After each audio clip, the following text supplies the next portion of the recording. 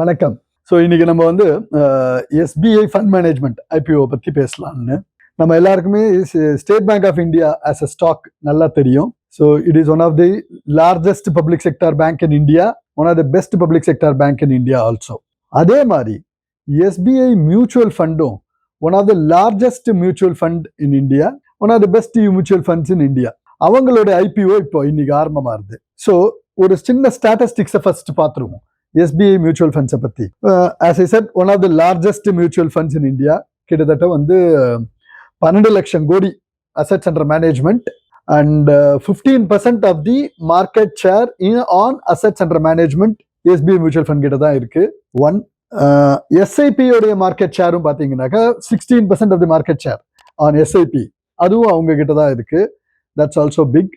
Around 15 million investors have invested in SBI mutual fund. அவங்களுடைய annual revenue as on date பார்த்தீங்கன்னா 4,300 crores கிட்ட இருக்கு. And net profit of around 3,075 crores. Return on equity at around 42% and 70% net profit. So these are all fantastic numbers to show with. ஆப்டிக்கலாக பார்த்தீங்கன்னா these are all very good numbers. So இப்போ வந்து இந்த IPO வரும்போது அவங்களோட market cap 1.17 trillion or 1.17 lakh crores அப்படி வச்சுப்போம். 1.17 lakh crores is the market cap at which இப்போ வராங்க. ஸோ இந்த ப்ரைஸை பார்க்கும்போது வேல்யூவேஷன் வரும்போது 38 times வருது. ஸோ பியர்ஸோட கம்பேர் பண்றோம்னு வச்சுக்கோங்க. HDFC AMCயும் லிஸ்டட் கம்பெனி தான். அவங்களுடைய valuation at 49 times, or ICICI AMC அவங்களோட வேல்யூவேஷன் பார்த்தீங்கன்னா that's also 50 times. So comparatively பார்த்தாக்கா it looks like it is cheaper on the surface. Optically if you see, SBI looks cheaper. Quality wise they are the best because ROE is very strong, cash flows are very strong, EBITDA is very strong. மோட்டுன்னு எடுத்துட்டீங்கன்னு வச்சுக்கோங்க,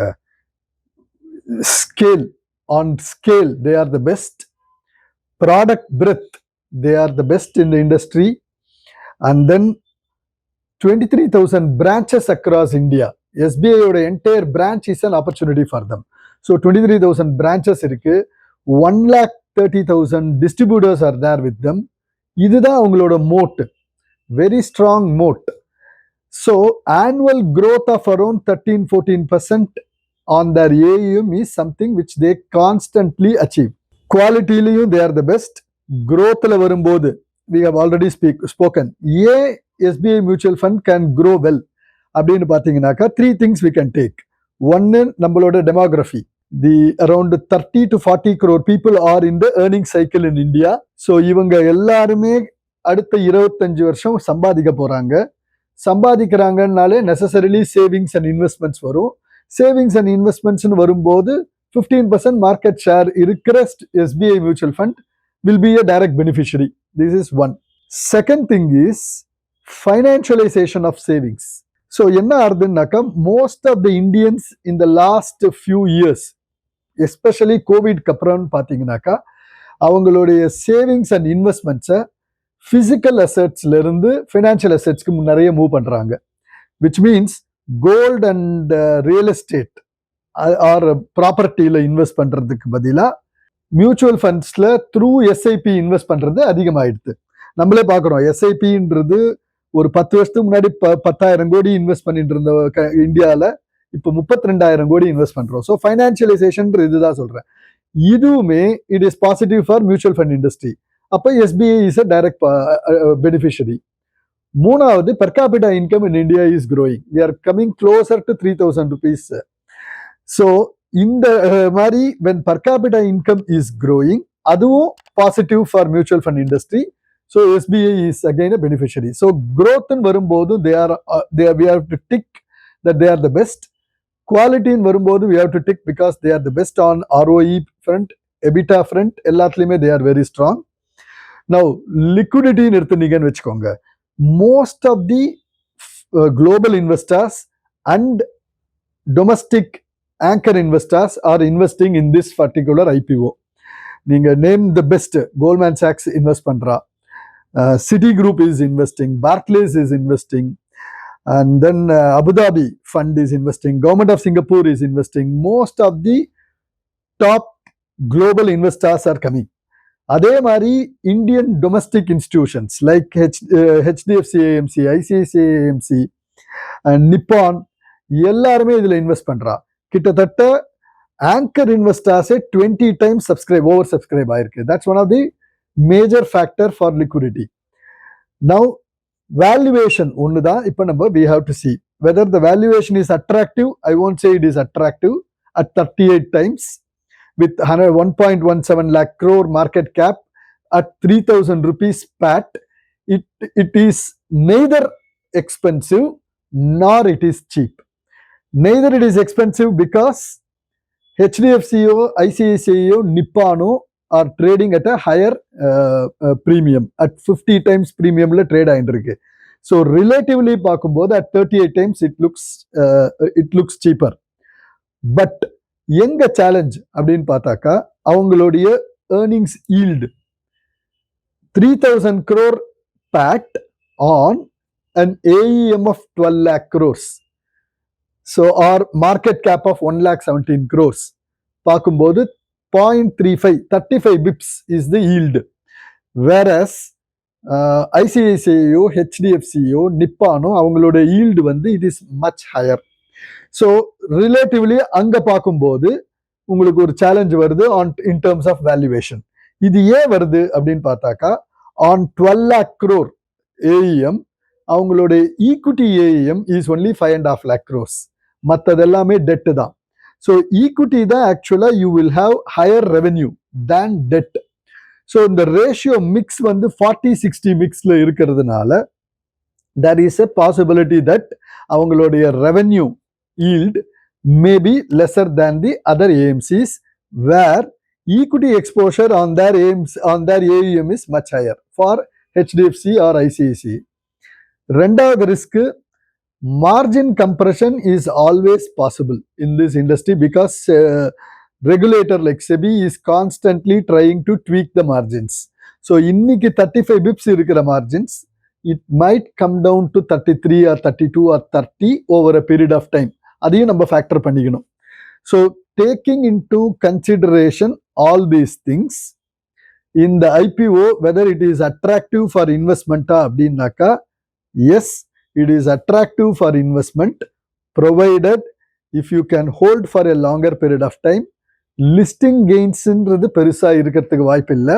but 3-4 years hold பண்ணக்கூடிய இன்வெஸ்டர்ஸ்க்கு there is a possibility that this particular IPO can give decent returns on the basis of the hypothesis that their earnings will grow at around 15% CAGR in the next 3-4 years, and if they can maintain the EBITDA and PAT at the same levels of 70%, and if markets can give the same valuation of around 30 to 35 times, then this is an attractive IPO for retail investors. It is neither expensive nor cheap, but at the same time it's a very good quality IPO which has come on place. You can consider for investment. So one more factor which we have to take into consideration is 100% OFS, offer for sale 100%, which means entire money that is going to be raised 9,200 கோடி நம்ம raise பண்ண போறா. Entire money that is going to be used is going to be taken by the promoter. So கம்பெனியோடைய கேபெக்ஸ்கோ working கேபிட்டல்கோ எந்த இந்த fund அதுக்கு அங்க போக போறது இல்லை. ஸோ இது some of the investors have raised it as a concern. இந்த மாதிரி ஒரு 100% OFS இருக்கிற ஒரு ஃபண்ட் ஒரு ஐபிஓக்கு இன்வெஸ்ட் பண்ணலாமா, என்ன பெனிஃபிட் இருக்க போறது இன்வெஸ்டர்ஸ்க்குன்னு. இந்த பிசினஸ் பாத்தீங்கன்னு வச்சுக்கோங்க, mutual fund business it is a cash and carry business. எப்படி ஹோட்டல் பிசினஸ் எப்படி கேஷ் அண்ட் கேரியோ அது மாதிரி மியூச்சுவல் ஃபண்ட்லயும் ஒருத்தர் இன்வெஸ்ட் பண்ணாக்கா இமீடியட்டா asset management company will take Dhar revenue. So கேபெக்ஸ்னு ஒன்று ஆர் ஒர்க்கிங் கேபிட்டலோட ரிக்வயர்மெண்ட்டும் அங்க ரொம்ப தேவைப்படாது அந்த பிசினஸ்க்கு. They are already generating a lot of cash. 80-90% of the revenue is always on cash. And நீங்க ஆப்பரேட்டிங் லிவரேஜ் பாருங்க, வெரி ஸ்ட்ராங் ஆப்பரேட்டிங் லிவரேஜ். கிட்டத்தட்ட 70% of the revenue is your profit. So operating profit is very strong. Capex requirement is low and working capital requirement is very low. So companyக்கு ஒரு fundraising necessity இல்ல. Promoters who have invested over a period of time, ஒரு 20 years, 25 years, 30 years முன்னாடி invest பண்ணிருக்கா, they are now harvesting the benefits of this IPO. So retail investors OFSன்றத ஒரு ரிஸ்கா இந்த particular ஐபிஓல பார்க்க வேண்டிய அவசியம் இல்லை. ஒன் செகண்ட், அட் 38 times இது வந்து எக்ஸ்பென்சிவா? நான் முதல்ல சொன்னேன், இது neither it is expensive nor it is cheap. ஏன்னா ஒன்னு, margins are very high, 70% PAT இருக்கு. Second thing is they have a very strong moat. எதனால strong moat? 23,000 branches across the country and 130,000 distributors are constantly building their revenue for this SBI mutual fund. So அவங்களுடைய annual growth rate of 12-13% is always there. They have been maintaining that. They are actually a leader in this particular sector. So நம்ம hypothesis என்னன்னா, if their earnings growth is at around 15-16% per annum for next 5 years, assuming that the revenue yield is around 30 to 35 bips, இந்த ரேஞ்சில தான் இருக்க போறது. இப்ப 35 bips இருக்கு, maybe it comes down to 33, 32 or even 30. I'm even factoring it. And PE get derated to around 30 to 35 times. அதே ரேஞ்சில இருக்க போறது அப்படின்னாக்கா, investor who are investing in this IPO may end up making around 10 to 12% CAGR. So from that point of view, உங்களுடைய எக்ஸ்பெக்டேஷனே 10 to 12% CAGR in next few years அப்படின்றது இருக்குன்னாக்கா, this is a good IPO to be invested. நீங்க multi bagger returns வேணும்ன்ற எக்ஸ்பெக்டேஷனோட வந்தீங்கன்னாக்கா, this is not an opportunity for multi bagger returns, because at 38 times valuation and growth rate of 12 to 14%, multi bagger returns are not possible. So reasonable expectations on returns, high quality business, strong growth moat and strong liquidity is available. So you can consider this as a good IPO for investment for a reasonable return.